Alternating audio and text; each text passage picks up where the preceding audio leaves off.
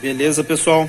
Nesse vídeo aqui a gente vai refazer o flex de uma bateria, tá? Devido a essa pandemia, o cliente está com pressa e a gente vai reconstruir esse flex porque a cliente não tem tempo de aguardar chegar uma bateria nova, beleza? O modelo dela é BLT24, uma bateria relativamente barata, porém a cliente não tem tempo para aguardar chegar essa bateria, beleza?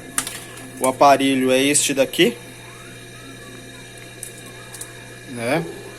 Já foi para 2, 3 assistência técnica e não fizeram o serviço, e a gente vai tentar reconstruir aí esse flex.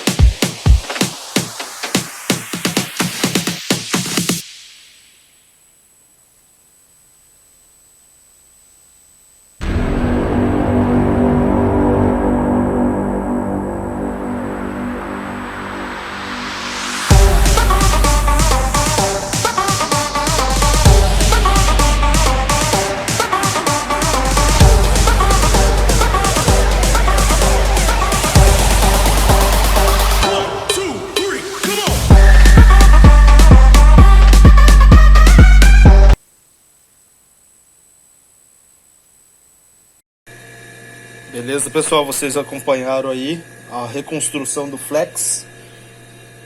Beleza? Aparelho com a bateria reconstruído flex. Vocês podem observar aí, eu utilizei uma fita preta de isolamento porque a tinta UV não estava secando, a camada estava muito grossa. Utilizei também um fio encapado para ele não dar interferência ali. Esteticamente não ficou bonito, mas ficou funcional.